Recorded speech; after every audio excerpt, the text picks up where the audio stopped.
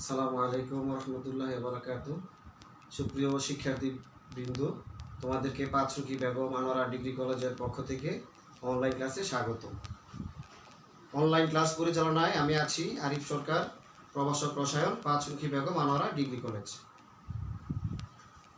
আমরা গতকালকে আমাদের যে ক্লাসটা হয়েছিল সেই ক্লাসের যে সামারিটুকু ছিল তা হচ্ছে যে সেখানে আমরা কেপি ও কেসি এর মধ্যে সম্পর্ক, কেপি ও কেসি এর একক এবং একটা বিক্রিয়ার কেপি ও কেসি আমরা কীভাবে নির্ণয় করব তা আমরা তোমাদের গত ডেটে আলোচনা করেছিলাম।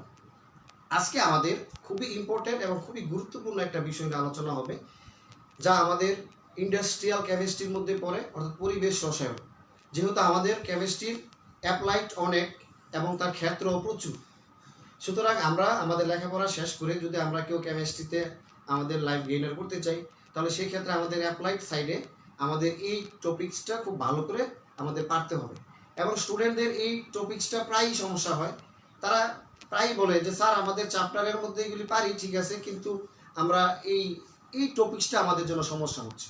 তো আজকে আমি তোমাদেরকে আমি চেষ্টা করব যেন এই টপিক্সটা তোমাদের কাছে খুবই সুন্দর সহজভাবে আমি উপস্থাপন করে তোমাদেরকে বোঝানোর জন্য, এবং তোমরাও সবাই এই জিনিসটা বোঝার খুবই চেষ্টা করবে যে আমি কি বলতে চাচ্ছি তা তোমরা বোঝার চেষ্টা করবে। তাহলে সুপ্রিয় শিক্ষার্থীরা, চলো আমরা এখন পড়াতে চলে যাই। আজকে আমরা রাসায়নিক সাম্যাবস্থার মধ্যে আমরা আজকে যে গুরুত্বপূর্ণ টপিকসটা পড়াবো সেটা হচ্ছে আমাদের লা শাতিলিয়ে নীতি। একজন ফরাসি বিজ্ঞানী লা শাতিলিয়ে উনি এই নীতিটা প্রদান করেন। লা শাতিলিয়ে নীতিটা কি তার ব্যাখ্যা আমরা এখন দেখি। আমরা জানি একটা বিক্রিয়ার সাহায্যে আমি তোমাদেরকে এটার ব্যাখ্যা দিতে পারি। নাইট্রোজেন গ্যাস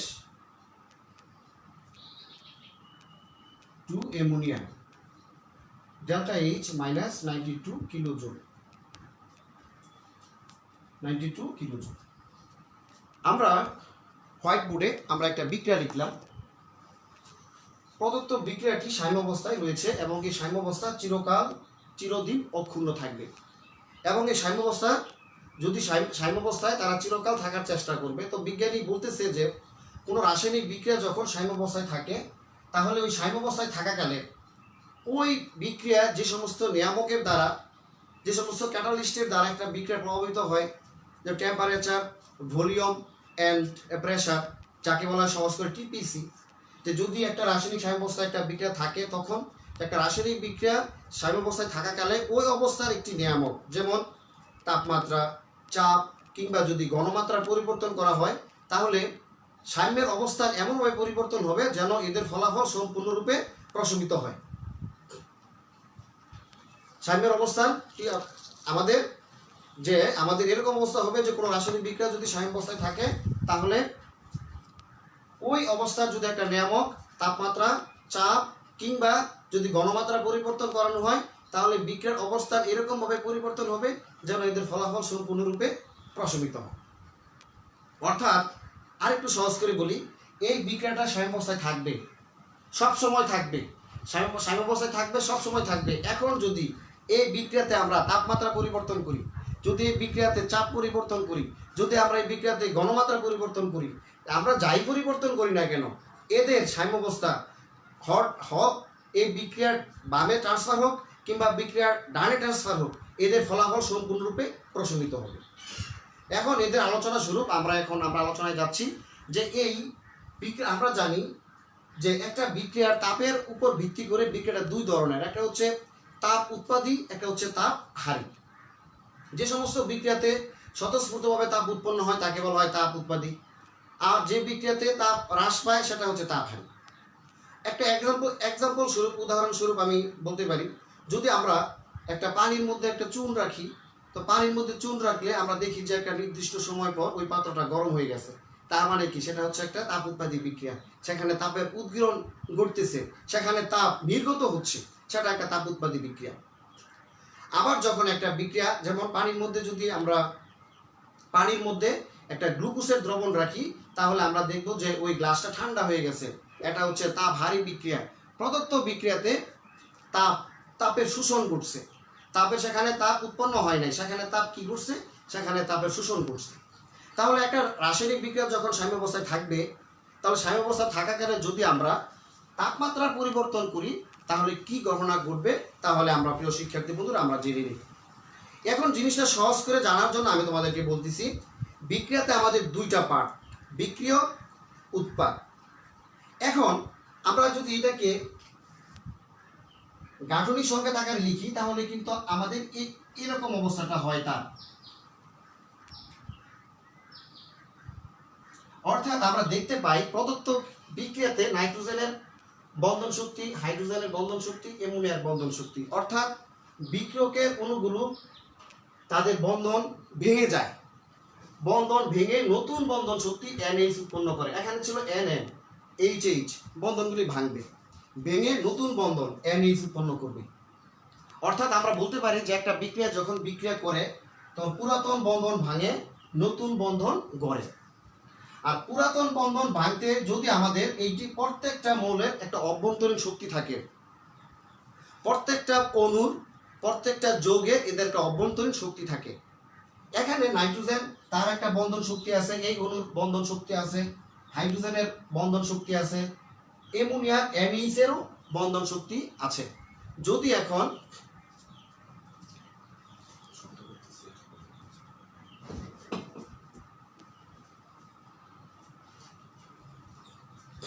যদি আমাদের এই যে এখানে প্রদত্ত বিক্রিয়াতে এই বন্ধনগুলি আমাদের ভেঙে নতুন বন্ধন উৎপন্ন করে।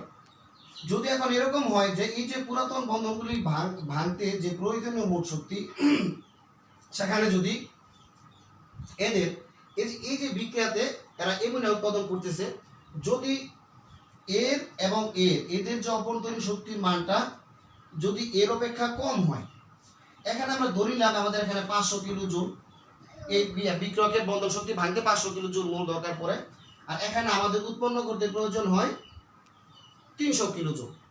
তাহলে 500 কিলো জুল থেকে আমাদের এখানে উৎপন্ন করতে তার প্রয়োজন হয়েছে 300 কিলো জুল। তাহলে বাকি আমাদের অবশিষ্ট কয়শো কিলো জুল আমাদের থাকে, 500 মাইনাস 200, তার মানে এখানে 300, তার মানে 200। তার মানে প্রদত্ত বিক্রিয়াতে আমাদের আরো প্রায় 200 কিলো জুল তাপ শক্তি নির্গত হয়। তার মানে একটা বিক্রিয়াতে আমাদের যদি যে এখানে আমরা দেখতেছি যে বিক্রিয়কের টোটাল শক্তি হচ্ছে 500 কিলো জুল, আর আমাদের এখানে উৎপাদের শক্তি হচ্ছে 300 কিলো জুল। তাহলে 500 কিলো জুল এবং উৎপাদের শক্তি হচ্ছে 300 কিলো জুল। তাহলে আমরা দেখতে পাই যদি এই 500 কিলো জুল থেকে আমরা 300 কিলো জুল আমরা এখানে যদি উৎপন্ন করে, তাহলে 500 থেকে 300, তাহলে আমাদের এখান থেকে চলে যাবে কয়শো, আমাদের এখানে চলে যাবে আমাদের 500 থেকে 300 আমরা বিয়োগ দিব। 500 থেকে যদি আমরা 300 বিয়োগ দেই তাহলে আমাদের থাকে আমাদের 200। অর্থাৎ এই প্রদত্ত বিক্রিয়াতে আমাদের 200 কিলো জুল তাপ শক্তি নির্গত করবে। প্রদত্ত বিক্রিয়াতে আমাদের 200 কিলো জুল তাপ শক্তি নির্গত করবে। আবার যদি এমন হয় উল্টো আচরণ, এখানে আমাদের 300, এখানে হচ্ছে আমাদের 500, তাহলে এখানে আমাদের উৎপন্ন করতে আমাদের এখানে যে জিনিসটা আমরা উৎপন্ন করব সেখানে আমাদের 500 দরকার, এখানে আমাদের আছে 300 কিলো জুল। তার মানে যদি আমরা এখানে এটা উৎপন্ন করতে চাই তাহলে সাথে আরো 500 আমাদের আর 200 দিতে হবে, তাহলে পদার্থ বিক্রিয়া তাপ শক্তি শোষণ করবে। যাই হোক, আমার বলার উদ্দেশ্য হচ্ছে যে একটা বিক্রিয়াতে যখন নাকি তাপ উৎপাদী হয়, এই যে পদার্থ বিক্রিয়াটি একটি তাপ উৎপাদী বিক্রিয়া, যদি ডেল্টা এইচ এর মান ঋণাত্মক হয় তাহলে সেই বিক্রিয়াটা হয় তাপ উৎপাদী বিক্রিয়া। তাপ উৎপাদী বিক্রিয়ার ক্ষেত্রে বিক্রিয়কের অভ্যন্তরীণ শক্তি বেশি হয়, উৎপাদের অভ্যন্তরীণ শক্তি কম হয়। অর্থাৎ বিক্রিয়াটা বিক্রিয়ক থেকে সম্মুখমুখীটা তাপ উৎপাদী, অর্থাৎ সহজেই বিক্রিয়ক থেকে একটা বিক্রিয়া উৎপাদে পরিণত হয়ে যায়। এখন যদি প্রদত্ত বিক্রিয়াটি সাম্যাবস্থায় থাকে, সেখানে যদি আমরা এখন তাপমাত্রার প্রভাব কি করতে পারে। এখন একটা বিক্রিয়া দুই ধরনের হয়, একটা হচ্ছে তাপ উৎপাদী, একটা হচ্ছে তাপহারী। এখন প্রত্যেকটা কাজ হবে এরকম হিতে বিপরীত। আমি যদি কাউকে বলি যে তুমি বাজারে যাও, সে বলবে আমি বাজারে যাব না। আমি যদি বলি তুমি বাজারে যাও না, সে বলবে না আমি বাজারে যাব। আমি যদি বলি তুমি লেখাপড়া করো, সে বলবে আমি লেখাপড়া করবো না। আমি যদি বলি তুমি লেখাপড়া করো না, সে বলবে আমি লেখাপড়া করবো। অর্থাৎ প্রত্যেকটা কাজ হবে বিক্রিয়ার ক্ষেত্রে হিতে বিপরীত। আমরা বিক্রিয়ার সাথে যে কন্ডিশন অ্যাপ্লাই করব তার হিতে তারা বিপরীত তারা আলোচনা করবে। তাহলে সুপ্রিয় শিক্ষার্থী বন্ধুরা, তাহলে এখন আমরা দেখে নিই যে এই যে প্রদত্ত বিক্রিয়াটি একটা তাপ উৎপাদী বিক্রিয়া, এই তাপ উৎপাদী বিক্রিয়াতে যদি আমরা এখন তাপ প্রয়োগ করি, তাহলে বিক্রিয়ার গতি সচরাচর বাম দিক থেকে ডানে যায়। কিন্তু তাপ প্রয়োগ করলে এটার উল্টো আচরণ করবে, অর্থাৎ ডান দিক থেকে বাম দিকে চলে আসবে। আমরা প্রদত্ত বিক্রিয়াতে যতই তাপ প্রয়োগ করি না কেন, সেখানে আমাদের অ্যামোনিয়া আমরা কিন্তু কম পাবো, অ্যামোনিয়া কিন্তু আমরা বেশি পাবো না। তাই আমরা এই প্রদত্ত বিক্রিয়ার ক্ষেত্রে আমরা কি করতে পারি, যে এখানে আমরা যতই তাপ দেই কিন্তু আমাদের উৎপাদগুলি ভাঙবে, ভেঙে আমাদের বিক্রয়কে সবগুলি উৎপাদ ভেঙে আমাদের বিক্রয়কে চলে আসবে। অর্থাৎ তাপ যতই আমরা দিই না কেন, এখানে আমাদের হিত হবে বিপরীত, যাওয়ার কথা বিক্রয় থেকে উৎপাদ, কিন্তু হয়ে গেছে উৎপাদ ভেঙে বিক্রিয়। তাহলে কথাগুলি আমি একটু তোমাদেরকে সহজ করে বলতে চাচ্ছি। তা হচ্ছে, যদি তাপ উৎপাদী বিক্রিয়ায় তাপ প্রয়োগ করা হয়, তাহলে বিক্রিয়া বাম দিক থেকে ডান দিকে যাবে না, ডান দিক থেকে বামে চলে আসবে। অর্থাৎ আমাদের ডান থেকে বামে আসা মানে উৎপাদ ভেঙে যাচ্ছে, আমাদের প্রোডাক্ট কম হবে, উৎপাদন কম হবে। আবার যদি আমরা তাপ কমিয়ে দেই, উল্টো আচরণ, বাম থেকে ডানে চলে যাবে। তাহলে হয়ে গেল সহজ। তাহলে তাপ উৎপাদী বিক্রিয়ার ক্ষেত্রে তাপ প্রয়োগ করলে বাম থেকে ডানে যাবে না, শুধু এই একটা যদি অপশন আমরা মনে রাখতে পারি, সবগুলি অপশন তাপের ক্ষেত্রে আমরা মনে রাখতে পারবো। শুধু একটা অপশন আমি কি বলেছি ভালো করে শিখে নেই। একটা অপশন আমি বলেছি, যদি শুধু তাপ উৎপাদী বিক্রিয়ার ক্ষেত্রে তাপ প্রয়োগ করলে বাম দিক থেকে ডান দিকে যায় না, তোমরা শুধু মনে রাখবা ডান দিক থেকে বাম দিকে আসে। এইটা মনে রাখলে আমরা সমস্ত আনসার নিজেরা করতে পারবো। যেমন, যদি তাপ উৎপাদী বিক্রিয়ার ক্ষেত্রে তাপ প্রয়োগ করা হয়, তাহলে বিক্রিয়ার অবস্থান ডান দিক থেকে বাম দিকে সরে আসে, উৎপাদের পরিমাণ হ্রাস পায়, আমাদের উৎপাদ কমে যায়। এই একটা অপশন। তাহলে এখন যদি আমরা তাপ কমিয়ে দেই, বাম থেকে ডানে যায়, উৎপাদ বৃদ্ধি পায়। আবার যদি তাপ হারি বিক্রিয়ার ক্ষেত্রে কথাটা উল্টা, তাপ প্রয়োগ করলে ওইটার ক্ষেত্রে তাপ উৎপাদের ক্ষেত্রে তাপ প্রয়োগ করলে বাম থেকে ডানে যায়, কিন্তু ডান থেকে বামে আসে। কিন্তু এখানে তাপ হারির ক্ষেত্রে যদি আমরা তাপ প্রয়োগ করি, তাহলে উল্টো আচরণ হবে, বাম থেকে ডানে। আবার যদি তাপ হ্রাস করি, ডান থেকে বামে। আশা করি তোমরা সবাই বুঝতে পেরেছো যে অর্থাৎ যদি নাকি একটা বিক্রিয়ায় তাপ উৎপাদী বিক্রিয়ার ক্ষেত্রে আমরা তাপ প্রয়োগ করি, তাহলে বিক্রিয়ার অবস্থান ডান দিক থেকে বাম দিকে এসে এদের সাম্যাবস্থার যে ফলাফল সেটা তারা প্রশমিত করে। এখন প্রদত্ত বিক্রিয়াতে আমরা যতই তাপ দিই না কেন, এটা আমাদের হিতে বিপরীত হয়ে যাচ্ছে, উৎপাদ ভেঙে যাচ্ছে, অ্যামোনিয়া কমে যাচ্ছে। তাহলে এর সাথে আমাদের ইন্ডাস্ট্রিয়াল ক্ষেত্রে কি সম্পর্ক? আমরা জানি সবাই যে আমাদের বাংলাদেশ কৃষি প্রধান দেশ, সেখানে আমাদের অধিকাংশ মানুষই কৃষক, সেখানে তাদের এই কৃষি কাজের জন্য আমাদের দরকার ইউরিয়া সার। তো সেই সারের ক্ষেত্রে আমরা জানি যে আমাদের দরকার হচ্ছে অ্যামোনিয়া এবং কার্বন ডাইঅক্সাইড। অ্যামোনিয়া এবং কার্বন ডাইঅক্সাইড হচ্ছে ইউরিয়া সারের মূলনীতি। ইউরিয়া সারের মূলনীতি হচ্ছে অ্যামোনিয়া উৎপাদনের মূলনীতি হচ্ছে ইউরিয়া সার উৎপাদনের মূলনীতি হচ্ছে আমাদের অ্যামোনিয়া প্লাস কার্বন ডাইঅক্সাইড।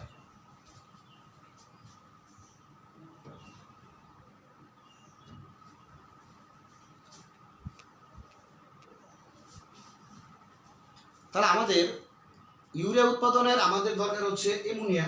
তাহলে কাঁচামাল হিসাবে আমাদের যেহেতু এখানে অ্যামোনিয়া দরকার, সুতরাং এই অ্যামোনিয়া যদি আমরা উৎপন্ন করি ইন্ডাস্ট্রিয়াল ক্ষেত্রে, তাহলে অ্যামোনিয়া প্লান্টে আমাদের অনেকের চাকরি হতে পারে, যে কেমিস্ট হিসাবে সার কারখানাতে বিসিআইসির অধীনে আমাদের। তাহলে সেখানে যদি এরকম অ্যামোনিয়া প্লান্টে তোমাকে পোস্টিং দেওয়া হয়, তাহলে সেই অ্যামোনিয়া প্লান্টের যে অ্যামোনিয়া উৎপাদন, সেক্ষেত্রে আমাদের কি হবে, তাপ যতই আমরা দেই কাজ হবে না, আর এটা ভাঙবে। তাহলে মজার ব্যাপার, তো এখানে আমরা তাপ দিলে হচ্ছে হিতে বিপরীত। এখন যদি আমরা তাপ কমিয়ে দেই, তাহলে বাম থেকে ডানে। কিন্তু আমরা জানি যে একটা বিক্রিয়াতে যখন আবার তাপ কমিয়ে দেই, এদের শক্তি আবার হ্রাস পায়, সেই শক্তিকে আবার হ্রাস পায় এবং একটা সময় এদের বিক্রিয়ার গতি বন্ধ হয়ে যেতে পারে। এই কারণে প্রদত্ত বিক্রিয়াতে আমাদের এমন একটা তাপ দিতে হবে যাকে বলা হয় আমাদের অত্যানুকূল তাপ, এবং দিতে হবে আমাদের অত্যানুকূল চাপ। অত্যানুকূল তাপ এবং অত্যানুকূল চাপ, এমন একটা তাপ এবং এমন একটা চাপ দিতে হবে যে কারণে আমাদের কাঙ্ক্ষিত উৎপাদ আমরা পেতে পারি। এখানে প্রশ্ন, তাহলে যদি প্রদত্ত বিক্রিয়াতে আমরা একটা তাপ প্রয়োগ করি, তাহলে আমাদের কি হবে? আমাদের এখানে একটা অত্যানুকূল তাপ দিব, সেটা হচ্ছে 450 থেকে 550 ডিগ্রি সেলসিয়াস। এটা হচ্ছে আমাদের অত্যানুকূল তাপ। এখন তোমাদের মনে প্রশ্ন থাকতে পারে যে যদি আমরা এখানে তাপ প্রয়োগ করি, তাহলে তো বিক্রিয়ার অবস্থান ডান দিক থেকে বামে চলে আসবে, উৎপাদ ভেঙে যাবে। হ্যাঁ, ভাঙবে, এটা স্বাভাবিক। আমার সাথে সারাখানার এক কেমিস্ট, এর সাথে আলোচনা হয়েছে। তোমরা জানো আমাদের বাসা হচ্ছে গাজীপুরে, এর সাথেই তো আমাদের সারাখানা আছে। তাহলে সারাখানার এক কেমিস্টের সাথে আমার আলোচনা হয়েছে যে আপনাদের অ্যামোনিয়া উৎপাদনের ক্ষেত্রে আপনাদের মানে কত পার্সেন্ট এরকম ওয়েস্টেজ হয়। তো সেখানে তারা বলছে যে স্যার যে আমাদের প্রায় 65 বা 68% আমাদের থাকে, বাকিগুলি আমাদের ওয়েস্টেজ, আমাদের ওইগুলি আমাদের কাজে লাগে না। তাহলে এরা এই তাপ প্রয়োগ করার কারণে এদের কিছু অ্যামোনিয়া নষ্ট হয়, কিন্তু নষ্ট হলেও আমাদের যে কাঙ্ক্ষিত উৎপাদ সেটা আমরা পেয়ে যাই। এই কারণে আমাদের এর উৎপাদনের সাথে যদি লাভজনক যদি লাভ উৎপাদন করতে চাই তাহলে কিন্তু তো সুপ্রিয় শিক্ষার্থী বন্ধুরা, তাহলে আমরা এখন দেখে নিই যে যদি নাকি একটা বিক্রিয়াতে আমরা নাইট্রোজেন 3 অণু হাইড্রোজেন 2 অণু অ্যামোনিয়া, এটাতে বলেছিলাম এটা একটা তাপ উৎপাদী বিক্রিয়া। এখন এটাতে তাপমাত্রার প্রভাবটা আমরা এখন আলোচনা করলাম, অর্থাৎ এর মধ্যে তাপমাত্রা প্রয়োগ করলে আমাদের হবে হিতে বিপরীত হবে, অর্থাৎ ডান থেকে বামে চলে আসবে, আবার যদি তাপ হ্রাস করি বাম থেকে ডানে যাবে। এই নিয়ে আমাদের একটা আলোচনা হলো। এখন আমরা এই যে সাম্য ধ্রুবকের উপরে এই তাপমাত্রার প্রভাব কি হবে, একটা সাম্য ধ্রুবক কেসি বা কেপি এর মধ্যে সাম্য ধ্রুবকের উপরে একটা বিক্রিয়াতে যে একটা তাপমাত্রার প্রভাব কি হবে এই নিয়ে আমাদের একটা বিজ্ঞানী ব্যান্ড হফ একটা সমীকরণ দিয়েছে, যাকে বলা হয় ব্যান্ড হফের সমীকরণ। বিজ্ঞানী ব্যান্ড হফ তার গ্রাফের মাধ্যমে দেখিয়ে দিয়েছেন যে একটা তাপমাত্রার সাথে এদের সাম্য ধ্রুবকের পরিবর্তন কি হবে, এটা উনি একটা চিত্রের সাহায্যে ব্যাখ্যা করছেন। আচ্ছা, ব্যান্ড হফের সূত্রটা কি আমরা দেখি নি একটু। ব্যান্ড হফের সূত্রটা হচ্ছে এরকম যে log kp minus del h 2.303 আর 1/t প্লাস হচ্ছে c, এটা হচ্ছে আমাদের সমীকরণ। এখন এটাকে যদি আমরা y is equal mx plus c, তাহলে y সমান mx plus c, তাহলে m টা হচ্ছে এখানে ডাল, তাহলে এখানে ডাল y সমান mx plus c। তাহলে এটাকে আমরা জানি এটা মূলবিন্দুগামী সমীকরণ হবে না, এর উপর বেস করে যদি আমরা এখন একটা, এটা হচ্ছে বিজ্ঞানী ব্যান্ড হফের সমীকরণ, এটা তোমরা অনার্স আপার লেভেলে তোমরা পাবা। তাহলে এখানে আমাদের log kp, অর্থাৎ kp হচ্ছে স্থির চাপে সাম্য ধ্রুবক, kp তাপমাত্রা পরিবর্তন, আর এটা হচ্ছে মোলার গ্যাস ধ্রুবক r, এবং এটা হচ্ছে তাপমাত্রা।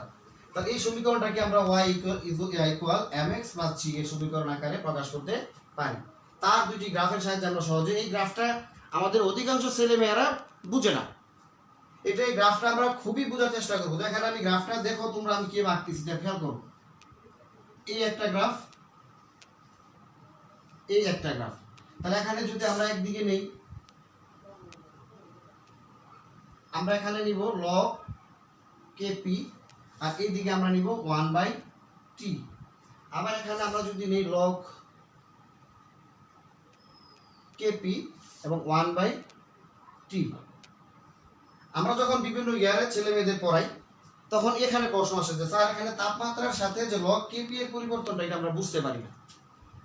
সবাই বোঝার চেষ্টা করো যে আমরা জানি, আমরা সবসময় তোমরা মনে রাখবে যে এটা হচ্ছে একটা সমানুপাতিকের গ্রাফ, এর মান বাড়বে, এটা হচ্ছে একটা গ্রাফ, অর্থাৎ যাই হোক সমানুপাতিক হারে বাড়ে, অর্থাৎ একটা বাড়লে আরেকটা বাড়ে, এটা হচ্ছে এর গ্রাফ। আর এটা হচ্ছে একটা বাড়লে একটা কমে, একটা বাড়বে একটা কমবে, একটা বাড়বে যদি x অক্ষের দিকে বাড়ে y অক্ষের দিকে কমবে, বা x অক্ষের দিকে কমে y অক্ষের দিকে বাড়বে, এরকম বিপরীত হবে। এখন যদি আমরা বলতেই পারি এখানে আমি যেহেতু x অক্ষ বরাবর, এখানে যেহেতু x অক্ষ বরাবর আমরা 1/t নিয়েছি, তাহলে 1/t যদি বৃদ্ধি পায় তাহলে log kp ও বৃদ্ধি পাচ্ছে, আমরা থেকে দেখতে পাচ্ছি 1/t বেড়ে যাচ্ছে, log kp এর মানও বাড়ে। তাহলে আমরা এখান থেকে এটা হচ্ছে তাপ উৎপাদী বিক্রিয়ার ক্ষেত্রে, এটা হচ্ছে তাপ উৎপাদী বিক্রিয়ার গ্রাফ, আর এটা হচ্ছে তাপ হারি,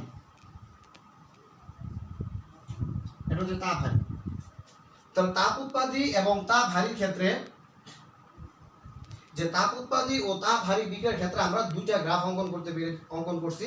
যে তাপ উৎপাদীর ক্ষেত্রে আমরা বলতে পারি যে 1/t এর মান যদি বৃদ্ধি পায় তাহলে log kp এর মান বৃদ্ধি পায়। তার মানে এখানে আমি এখন বলতে পারি 1/t এটা বলতে আমরা কি বুঝি, যে নিচে যদি বড় সংখ্যা থাকে আর উপরে যদি ছোট সংখ্যা থাকে, এদের ভাগফল আসে, ভাগফলের মান আসে ছোট। আবার নিচে যদি ছোট মান থাকে উপরে যদি বড় মান থাকে এদের ভাগফল আসে বড়। যেমন 5/4, তাহলে এখানে হবে 1 সামথিং, কিন্তু যদি এখানে আসে 4/5 সেখানে 0 পয়েন্ট সামথিং। তারপরে নিচে যদি বড় সংখ্যা থাকে উপরে ছোট সংখ্যা থাকে মান আসে ছোট, নিচে ছোট মান উপরে বড় মান আসে বড়। তো এখানে আমরা বলতে পারি যে যদি টি বড় হয় তাহলে 1/t কমবে। তার মানে কথাটা এরকম যে তাপমাত্রা যদি এখানে বৃদ্ধি পায়, টি যদি বৃদ্ধি পায় তাহলে 1/t এর মান কমে যাবে। টি যদি হ্রাস পায় তাহলে 1/t এর মান, যেহেতু 1/t টি 1/t এটার কি ব্যস্তানুপাতিক, টি বাড়লে 1/t কমে, টি কমলে 1/t বাড়ে। তার মানে আমি বলতে পারি যদি তাপমাত্রা বৃদ্ধি পায় তাহলে 1/t এর মান কমে যায়, আর 1/t এর মান কি হবে, যে log kp এর মান বাড়লে 1/t এর মানও বাড়ে, আবার log kp এর মান যদি কমে 1/t এর মানও কমে। তার মানে আমি সহজ করে বলতে পারি যে t এর মান যদি কমে, t এর তাপমাত্রা কমে গেলে log kp এর মান বেড়ে যায়, তার যেহেতু তাপমাত্রা এখানে কমে গেলে 1/t এর মান বেড়ে যাবে, তার মানে এর সাথে এটা সমানুপাতিক। আবার আমি বলতে পারি যদি তাপমাত্রা বেড়ে যায় তাহলে তাপমাত্রা যদি এখানে বাড়ে তার মানে log kp এর মান কমে যায়, log kp এর মান কমে যায়। অর্থাৎ আরো সহজ করে 1/t যদি হিসাব করি, 1/t বাড়লে log kp বাড়ে, 1/t কমলে log kp কমে। এই কথাটা আমি উল্টায় চেঞ্জ করি, 1/t বলবো না, এখন t দিয়ে বলবো। t বাড়লে 1/t কমে, t বাড়লে 1/t কমে, কিন্তু সম্পর্ক 1/t এর সাথে। তাহলে আমি যদি বলি t বৃদ্ধি করলে, তাপমাত্রা বৃদ্ধি করলে log kp এর মান কমে, কথাটা কি সত্যি? কেন? তাপমাত্রা বৃদ্ধি করলে 1/t এর মান কমে, তাপমাত্রা বৃদ্ধি করলে t এর মান বৃদ্ধি করলে 1/t এর মান কমে, তার মানে log kp এর মান কমে। আর t এর মান যদি হ্রাস করি তাহলে 1/t এর মান বাড়ে, তার মানে log kp এর মানও বৃদ্ধি পায়। আশা করি বুঝতে পেরেছো। নেক্সট, তাপহারী বিক্রিয়ার ক্ষেত্রে আমরা বলতে পারি যে log kp 1/t এর মান যদি বৃদ্ধি পায় log kp এর মান কমতে থাকে। আবার যদি ব্যস্তানুপাতিকের গ্রাফ, আবার যদি 1/t এর মান বৃদ্ধি পায় log kp এর মান কমে, 1/t এর মান কমে গেলে log kp এর মান বৃদ্ধি পায়। একটা হচ্ছে আরেকটা ব্যস্তানুপাতিক। তাহলে আমরা এখান থেকে বলতে পারি যে যেহেতু এটা বাড়লে এটা কমে, এটা কমলে এটা বাড়ে, তাহলে আমাদের এখন কি হইতে পারে যে টি যদি তাপমাত্রা আমরা বৃদ্ধি করি, তাপমাত্রা বৃদ্ধি করলে তো 1/t এর মান কমে, আর 1/t এর মান কমে গেলে log kp এর মান বাড়ে। কথাটা আমি আবার বলতেছি, টি যদি বৃদ্ধি করি, টি বৃদ্ধি করলে 1/t হচ্ছে বিপরীত, উল্টোটা হবে। তো টি বৃদ্ধি করলে 1/t এর মান কমে যায়, আর 1/t কমে গেলে, আর এটা হচ্ছে এটা ব্যস্তানুপাতিক, তাহলে এটা আবার বেড়ে যাবে। আবার যদি উল্টাভাবে বলি, টি যদি তাপমাত্রা কমানো হলে 1/t এর মান বেড়ে যায়, আর 1/t এর মান বেড়ে গেলে log kp এর মান কমে যায়। অর্থাৎ একটা রাশি আরেকটা রাশির বিপরীত অনুপাতে পরিবর্তিত হয়। তো শিক্ষার্থী বন্ধুরা, আমি একটু আমার অনলাইন ক্লাসের দেখে নিচ্ছি যে ঠিক হচ্ছে কিনা।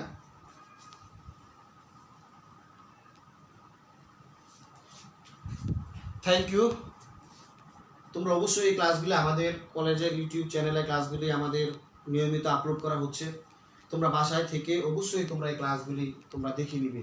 এই ক্লাসগুলি তোমাদের, যেহেতু তোমরা এখানে এখন বাসায় আসো, ক্লাসগুলি দেখে তোমরা বই থেকে তোমরা পড়ে নিবে, পড়াগুলি শেষ করে ফেলবে, এবং এর দ্বারা তোমাদের যদি তোমরা A+ অবশ্যই তোমাদের পেতে হবে। আর A+ পাওয়ার জন্য তোমাদের এখন অবশ্যই এই ক্লাসগুলি তোমাদের সহায়ক হিসাবে অনেক কাজ করবে।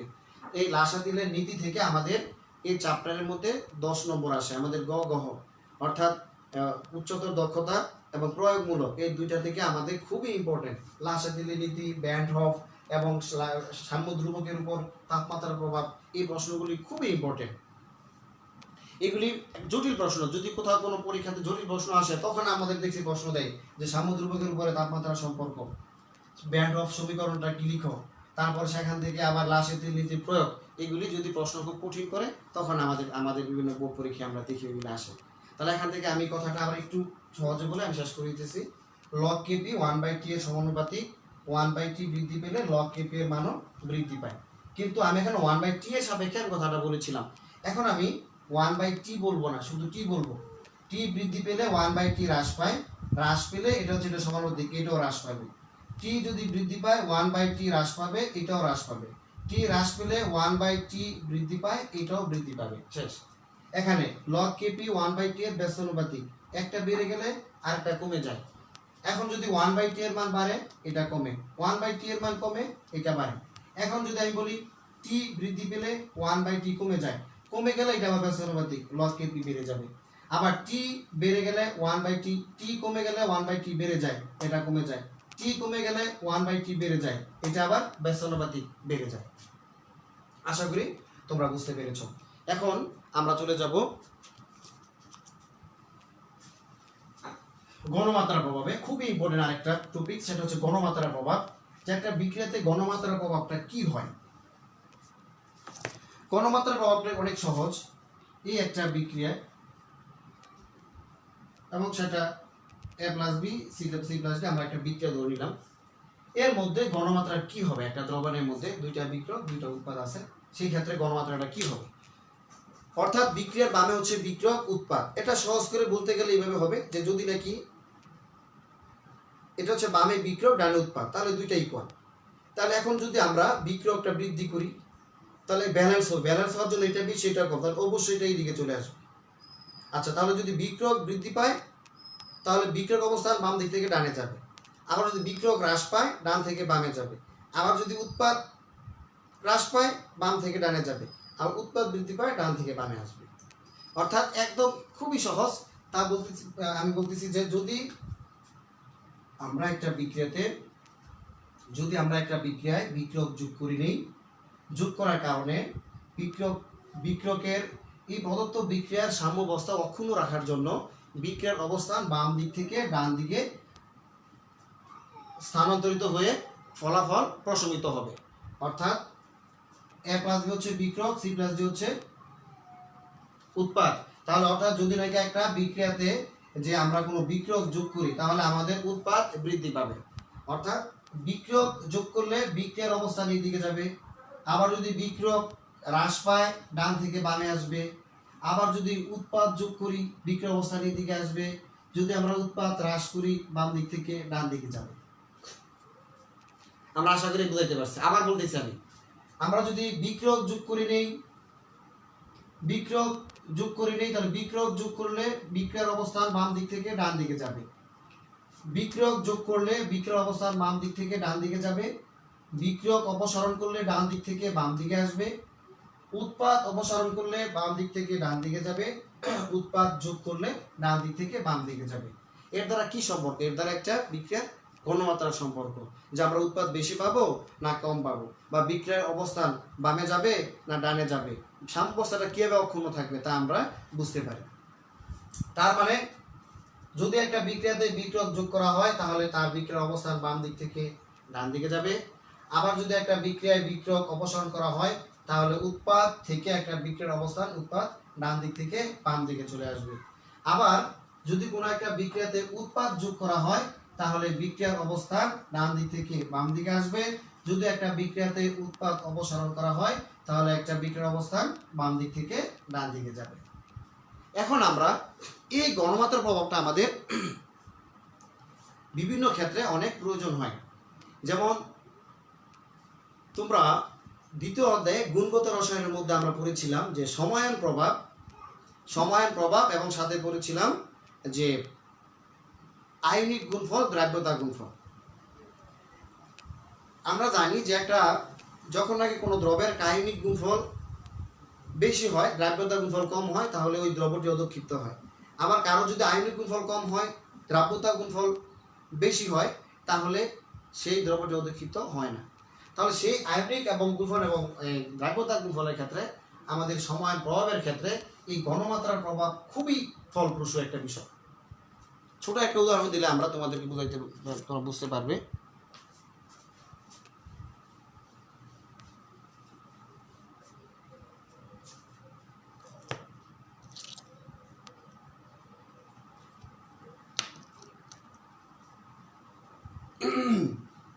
আচ্ছা, তাহলে আমরা দেখে নিই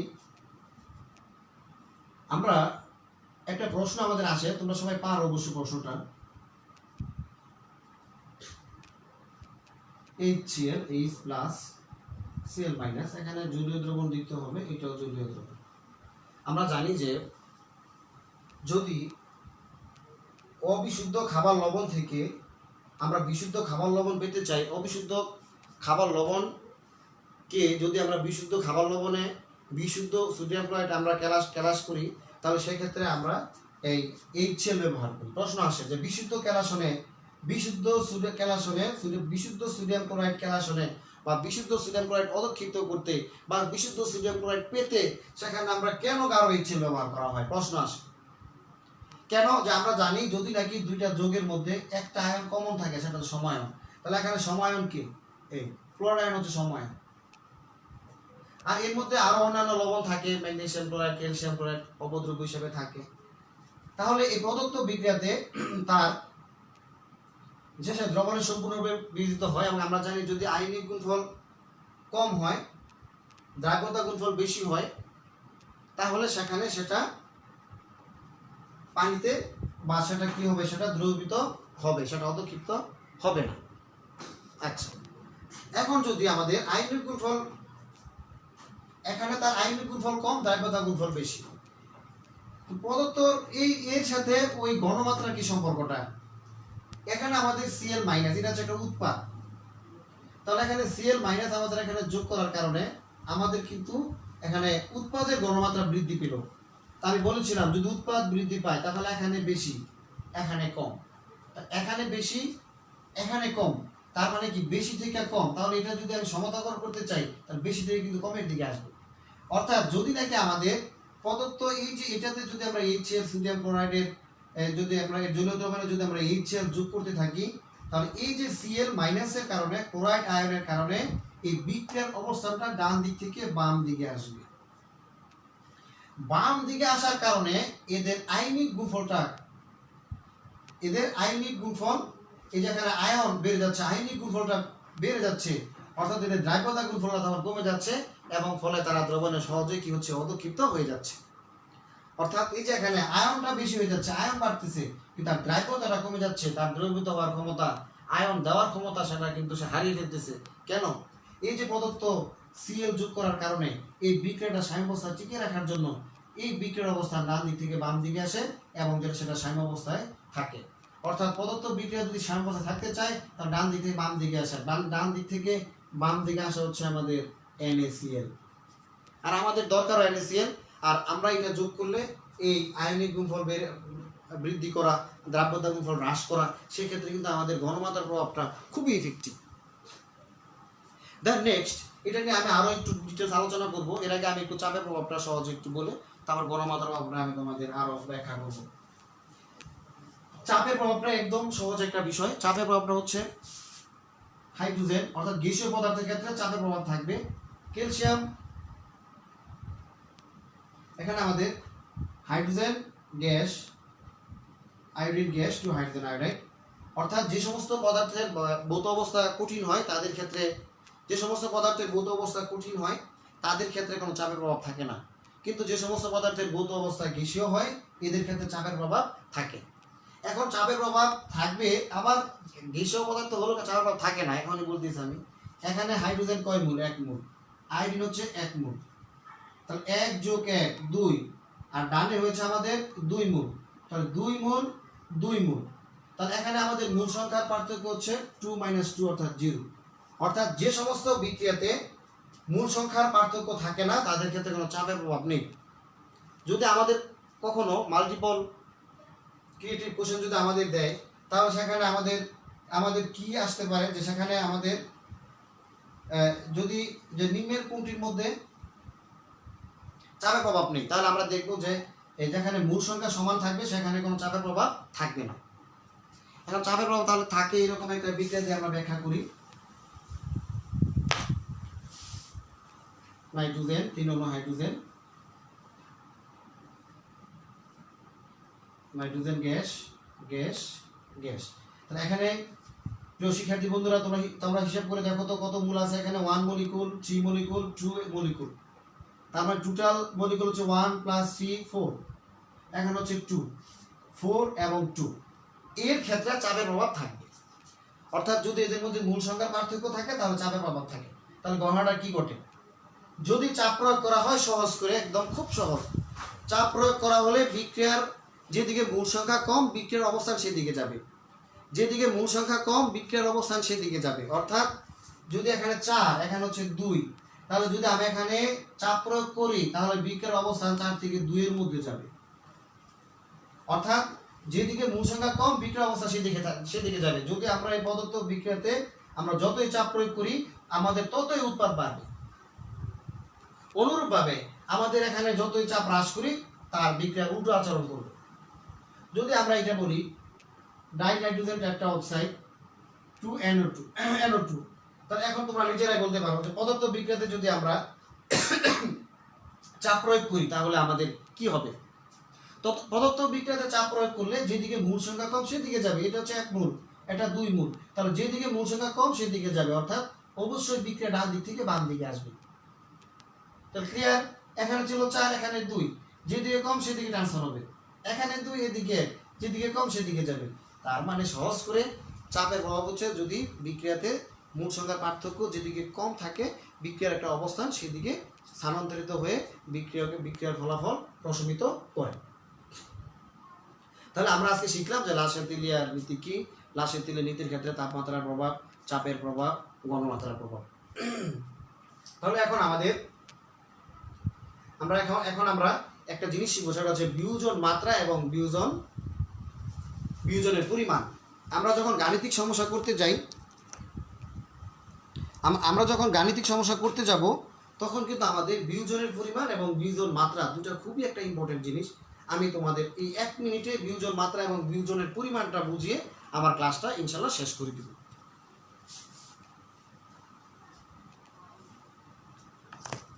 প্রিয় শিক্ষার্থী বন্ধুরা, তোমরা ধরে নাও যে 5 মোল থেকে একটা বিক্রিয়াতে, আমরা গতকালকে দেখিয়েছিলাম যে একটা বিক্রিয়া এখন প্রাথমিক অবস্থায় থাকে 5 মোল বা 10 মোল যাই থাকুক, আমরা ধরে নিলাম 5 মোল থেকে একটা বিক্রিয়ার 3 মোল বিয়োজিত হয়েছে, 3 মোল বিয়োজিত হয়। তাহলে প্রতি একক মূলে কত হয়? তাহলে 1 মূলে কত হবে? 1 মূলে হবে 3/5। এটাকে বলা হয় বিয়োজন মাত্রা, এটাকে বলা হয় বিয়োজন মাত্রা। আলফা সমান 3/5। তার মানে আমরা যদি এটাকে সংখ্যা দিয়ে বলি, n মূল থেকে যদি আমরা ধরি x মূল বিয়োজিত হয় তাহলে এককে কি হবে? x/n। তার মানে বিয়োজন মাত্রা আলফা সমান x/n, তার x সমান n আলফা। সো ইম্পর্টেন্ট, খুবই গুরুত্বপূর্ণ একটা সমীকরণ যে x = n আলফা। অর্থাৎ আমরা বিয়োজনের পরিমাণ পাবো যদি বিয়োজন মাত্রাকে মূল সংখ্যা দিয়ে আমাদের গুণ দেওয়া হয়। কিংবা আমরা আরেকটু সহজ করে বলি যে এখানে বিয়োজন মাত্রা আলফাটা সমান হবে, nটা কি ছিল? প্রাথমিক মূল সংখ্যা বা আদি মূল সংখ্যা, এটা ছিল আদি মূল সংখ্যা যেটাকে বলা হয় n, আর এটা হচ্ছে বিয়োজিত মূল সংখ্যা, বিয়োজিত মূল সংখ্যা যাকে বলা হয় আমাদের x। তাহলে আমাদের এই যে 5 থেকে 3% বিয়োজিত হয়েছে আমরা ধরলাম, তাহলে এটা হচ্ছে x। তাহলে এই এখানে যদি আমরা 3 কে 5 দিয়ে ভাগ দিয়ে দিই তাহলে আমাদের যেটা চলে আসবে সেটা হচ্ছে বিয়োজন মাত্রা। তাহলে আমরা প্রিয় শিক্ষার্থী বন্ধুরা, আর সেখানে কথা আছে যদি 1 মূলের ক্ষেত্রে হয়, 1 মূলের ক্ষেত্রে আমাদের বিয়োজন মাত্রা এবং বিয়োজনের পরিমাণ একই হয়। কেন? তখন আমরা 1 মূল ধরে নেই, তাহলে আমাদের মূল হচ্ছে প্রধান হচ্ছে 1 মূল। তো 1 মূলের মধ্যে তার যত পরিমাণ আছে, এখানে যতই বিয়োজিত হোক না কেন 1 দিয়ে ভাগ দিলে আমাদের ওইটাই হয়। তাহলে প্রিয় শিক্ষার্থী বন্ধুরা, তোমরা অনেক ভালো থাকো, সুস্থ থাকো। আমাদের এই সপ্তাহে 3টা অনলাইন ক্লাস আমি তোমাদের উপহার দিলাম। এই 3টা অনলাইন ক্লাসে যদি তোমরা খুব মনোযোগ দিয়ে দেখো তাহলে আমি আশা করব তোমরা রাসায়নিক সাম্যাবস্থার মধ্যে যত থিওরিটিক্যাল প্রবলেমগুলি আছে তোমরা সলিউশন করতে পারবে। নেক্সট ক্লাস আমি এর উপর ভিত্তি করে তোমাদের গাণিতিক সমস্যাগুলি সলিউশন করার চেষ্টা করব। এই পর্যন্ত সবাই ভালো থাকো, সুস্থ থাকো। তোমাদের উজ্জ্বল ভবিষ্যৎ কামনা করে আমি আমার লাইভ ক্লাস থেকে আমি এখন বিদায় নিচ্ছি। ভালো থাকো, আল্লাহ হাফেজ।